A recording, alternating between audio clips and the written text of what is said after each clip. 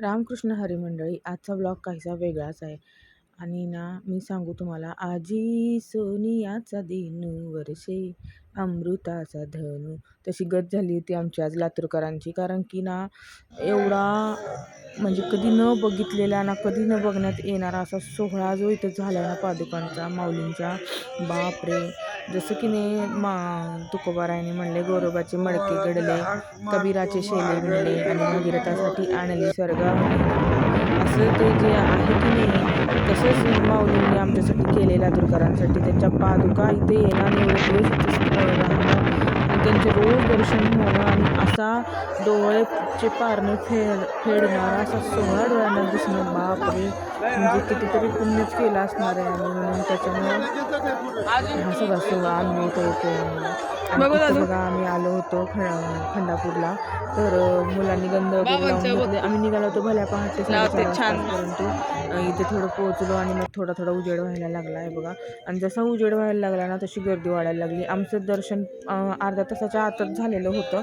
आणि हे बघा इथं असं सगळी व्यवस्था केली आहे, पोलिसांची, औषधांची आणि तुम्ही देणगी देणार असाल तर त्याची. आणि इथे की नाही या महिला भजन म्हणत होत्या, एवढं सुंदर भजन म्हणत होत्या. तर थोडं थोडं ना उजेड व्हायला लागला आणि इथं बघा आतमध्ये सगळे पाऊल खेळत होते.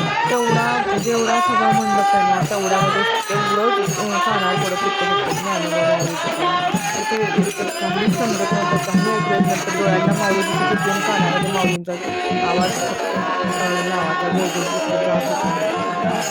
तर ना हे तसं म्हणजे न भूतो न भविष्यती असं झालं होतं. आणि इथं एक येण्याचं खास कारण म्हणजे कसं होतं सांगू का, आल्याच दिवसापासून प्रत्येक तालुक्याला सांगितलं होतं की भाकरी इथे आणून द्यायच्या महाप्रसादासाठी. जेवढे वारकरी तिथं तोपर्यंत राहिले होते त्यांच्यासाठी प्रत्येक तालुक्याने आणून दिलं होतं. आणि लातूरचा दिवस जो होता ना तो शेवटचा होता आणि होळी असल्यामुळे तसं कसं काला करायचा होता, काल्याचं कीर्तन होतं. मग गोड व्हायला पाहिजे काल्याचं कीर्तन म्हणून पोळ्या सांगितल्या होत्या सगळ्यांना. इथे सार्थक बसून बघा कसं म्हणतोय मला, मम्मी चल पाऊल खेळायला जाऊया. तर मी थोड्या वेळ यांच्यामध्ये पाऊल खेळले, पण जे माऊली लोक खेळतात ना सगळे त्यांच्यामध्ये. तर आणि ना एवढं भारी वाटलं ना आजच्या सकाळचं. आजची सकाळ म्हणजे बापरे, आयुष्यातली एवढी सुंदर सकाळ कधीच नव्हती झाली. एक असं झालं ना, कुठे कुठे शोधू जीवाला विसावा, पंढरीचा पांडुरंग हृदयी असावा, तुका म्हणे धन्य झाले आज विठूला भेटलो. असं झालंय ना ते सगळं. म्हणजे खरंच एवढा मी वारी केली आहे पंढरीची, त्यावेळेस जो अनुभव होता की नाही मनामध्ये, जो आनंद होता की नाही, तसा आनंद मला इथं वाटला. आणि माझं ना हे आजारपण झालेलंच, 1 महिनाभर जवळजवळ आजारपणाचा हे सीनच निघून गेला. आणि इकडं बघा असं सनराईज होत होता, एवढं सुंदर वातावरण होतं ना. आणि जरासुद्धा ह्या वारकऱ्यांनी घाण केलेली नाही, कुठेच काहीच नाही, शिस्तीचं पालन करून अक्षरशः स्वच्छ त्यांनी. आणि ना अहोरात्र 24 तास इथं महाप्रसादाचं अन्नदानाचं वाटप चालू आहे.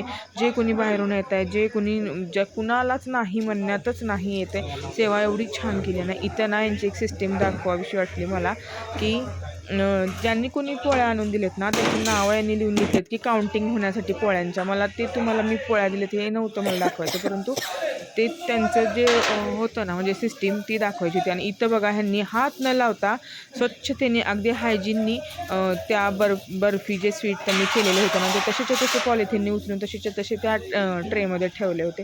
हे एक मला भारी वाटलं यांचं, म्हणजे किती सिस्टमॅटिक आहे बघा. ह्यांची सिस्टीम बघितलीत का तुम्ही, वहीमध्ये ते लिहून घेत होते लगेच, म्हणजे ते पोळ्यांची काउंटिंग व्हावी, लोक किती आहेत. आणि इथून पुढे ना तुम्ही एक वेगळीच क्लिप बघाल. आम्ही इथे ना फुगडी घातली आहोंनी आणि मी. आणि हे एक वेगळंच काहीतरी म्हणजे पंढरपूरला गेल्याचा अनुभव मला झाला होता. अक्षरशः पंढरपूरमध्ये पण आम्ही सभामंडपात बाहेर आलो की नाही, इकडनं दर्शन घेऊन रुक्मिणीकडनं, तर फुगडी घालतो. वारकरी संप्रदायामध्ये राहून कसं झालं आहे, सवय झाली आहे त्याच्यामुळे की नाही हे जे क्षण आहेत ना, हा जो आनंद आहे ना, हा वर्णूच शकत नाही, ह्याच्याबद्दल काही सांगूच शकत नाही, स्पष्टीकरण देता येणार नाही. कसा वाटला आजचा व्हिडिओ नक्कीच सांगायला विसरू नका. धन्यवाद.